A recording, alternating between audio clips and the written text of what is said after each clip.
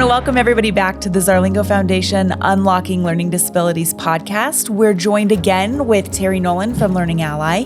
And Terry, today I just want to talk about, we've talked about the importance of summer reading for kids and having language around your house. What about the kid that hates reading, that really just cannot do it and just really is looking forward to that break over summer? What do we do for those kids, and how do we expose them to language and books and readings and stories over the summer? So, Katie, as I mentioned in the last podcast, it's about language. It's about language. And I understand the whole, I don't want to read a book. Actually, there's a wonderful picture book out there called I Don't Want to Read This Book. I'm telling you, you should get it because It's really good. Yes. And you can engage a student that doesn't like to read in that book. And here is one way that you can do it: storytelling. So while so many students are out there, because reading is a struggle, and they are working on those requisite skills of how to decode words, and that learning disability is slowing them down because of the acquisition of those words, and they don't want to have a book in their hand, but engage them through storytelling. Storytelling has been proving to do something called neurological coupling, which means that when we tell stories, our brains actually link up. There is this synchronicity that is going on in our brains from one person to another. Storytelling, your family stories, listen to podcasts together, have discussions around those podcasts. Really engage a child, build up the importance of being a learner, being a someone that does want to be curious and wonder about new, amazing things, because then that starts to build that capacity in themselves to say, okay, yeah, maybe I can get some of this information through books. Sure. So for these kids, and I'm sure, working at Learning Ally, this would be your also number one thought would be audiobooks. And so again, with these kids, does it matter what level they're reading at versus what they're listening to, or how does that work? Oh, I'm so glad you mentioned audiobooks, because audiobooks are so critical for students that have that struggle with reading, because I can't get through just simple words on a page because of my word recognition, but I can understand at a much higher level than I can decode. So what this means is, and research has told us, is that our ability to be listeners outstrips our ability to be decoders. So let me explain. Think about that 4 and 5-year-old that can talk about dinosaurs, every breed of dinosaurs, every type of dinosaurs. They can say all the dinosaur names, but they can't decode that word on a page. See how their listening, their cognitive understanding actually outstrips their ability to decode. That stays in place until about middle school. So be a listener of content that is well above your ability to decode, because that's, once again, creating language, exposure to language. Sure. So this could be the opportunity to catch up on the Harry Potter series that all your friends read last year and you were struggling to try to get through. This could be an opportunity to get ahead on some of those books so that you can read along with your peers as you get into the next school year, right? So we can listen above, we can listen to whatever we want. Again, is that the same thing? If you're listening to books, listen to whatever you want. Listen to whatever you want. And I've got to put in a plug here. If there are educators listening to this, I would also say, let's make sure we carry this throughout the course of the year. Katie, you can probably relate to my friend Tripp that I tutor kids. He walked into my office at the beginning of a school year. I hate school. I knew exactly what had happened that day. It was library day.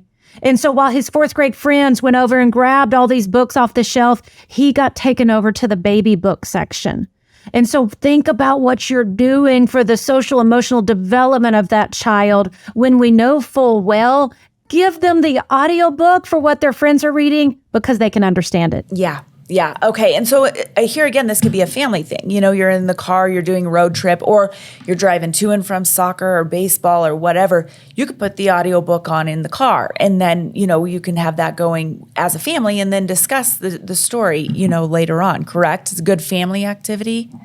Oh, beautiful family activity. In fact, I was just on a road trip with my family and we didn't do an audiobook, but we did do a podcast. And so then we would stop the podcast every little bit and say, okay, what are you thinking? Here's what I heard. This is what I thought. And just a great way to family bonding, relationship, and develop language. Perfect. Okay, do you have any other suggestions for those kids that just cannot stand reading over the summer? What else can we do for those kids so that they're not falling behind? Maybe you want to talk about what happens if you don't read over the summer, that summer slide we hear so often, but can you define what is summer slide and what could be the repercussions through the school year? Yeah, summer slide is that drop in my academic achievement. So there are studies that show that students that do not engage in literacy activities over the summer actually have this dip and this drop, and it can take until about December to catch back up where you were at the end of the last school year. So it's the same thing that I mentioned in the last podcast about I am going to live a healthy lifestyle 9 months out of the year and eat candy for 3 months. Same thing. It's going to take you a while to get back to even where you were. We want to start kids on that very first day of school not having lost that 3 months worth of gain that we wanted to see. We don't want them starting back at ground zero. I see this myself in the kids that I tutor. Just because of my travel, I take off every July. Oh boy, even a month off. I'm having to go back and relearn, rebuild their automaticity, their accuracy in what we are working on. Correct me if I'm wrong. We did a study with the Archdiocese that a couple years ago that said if you consistently read with audiobooks, it actually helps improve your eye reading. So ear reading can actually help eye reading. Is that correct? Yeah, great question. And that study that we did actually showed that students were able to increase their academic achievement when they read with a certain level of consistency with the audiobook. Now, I always say to parents, to educators, to families that say, you know what? Audiobooks should never replace explicit instruction in learning how to decode our language. These kids need that. Every child needs that explicit instruction. However, that takes a long time for a student that has a learning disability. And so while they are learning the code of our language, they need exposure to those words because just like we talked about, their ability to hear the word, understand the word, be told a definition of the word, see a picture of the word. So often you'll have students that what word is that? I don't know. I'm thinking in particular, I had the word cottage in front of a student. They're like, I don't know what cottage is. I pulled up a picture of a cottage and they were like, yes, it's a cabin. Absolutely. So see how that exposure to these words that you get through audiobooks that do not happen through just our normal language. Katie, I don't know about you, but I don't know the last time I used the word cottage in front of my family. Yes, that's not a word I use often, but I do see your point. So one last question for you about summer reading and kids who are really struggling with that. I don't even care. I don't want to hear the audiobook. I need a break. What kind of reward system would you recommend for kids? We all remember when I was a kid, the Pizza Hut reward system, read 5 books, get a free pizza, that sort of thing. But what do you suggest families do to help kids kind of get into the idea of reading over the summer? Maybe I'm not sure. What do you think? Yeah, so this goes back to motivation.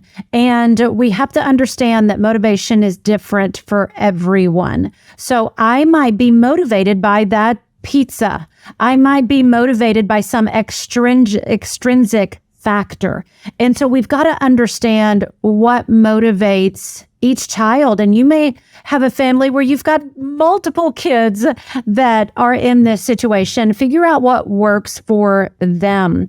Here is also something that's very motivating. Research tells us this is being able to self-select. So self-select says that I don't want to be told what to read.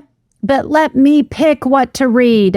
And if I want to read Dog Man, then I am way more motivated to read that book than if you tell me I have to read something. I mean, it's the same for me. If someone told me I had to read about the solar system, I would be like, I'm not getting through that. But if you allow me to pick myself, I am way more motivated to read that content. So also modeling reading. Parents, this is a big one for motivation. If you yourself model this for your kids, show them what it actually looks like either to read an actual book or to listen to an audiobook. They need to see adults in their lives doing that. We did a couple years ago for my niece and nephew, I did summer reading bingo. So we did an action book, a graphic novel, and they got to pick on that board to try to get the bingo. And I think we did Dairy Queen or something at the end of bingo. But yeah, that's so they could pick their own book in their own genre. And we were, that idea of there are other books besides Dog Man, and some of them are even graphic novels, that kind of idea. But okay. Modeling, that's a great suggestion. So do you have anything else about summer reading that you want to share, or any other thoughts to share with parents or teachers, and how teachers could get them kind of geared up for summer reading? I know at the end of the school year, everybody's ready for a break, but is there anything teachers can suggest or anything for the summer? Well, even at Learning Ally, we do a summer reading together program, which says also we build in motivation for our kids and some prizes and rewards, cash. And cash usually motivates everyone. Some people sometimes. Yeah, always.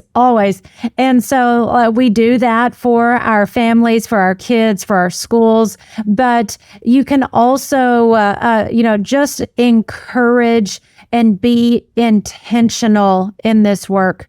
I've done it. I've parented. I know what happens in the summer. You want to play outside. You want to go to the water park. We were involved in sports, but you have to be intentional and say that every day, or at least so many times a week, we are going to have this intentionality of time set aside for reading. And you can't sway from that, because the minute that you sway from that, it's a lot easier to just kind of like abandon that whole idea. Yeah. So if people want to learn more about Learning Ally and the work that you do, where do they go? What's your website?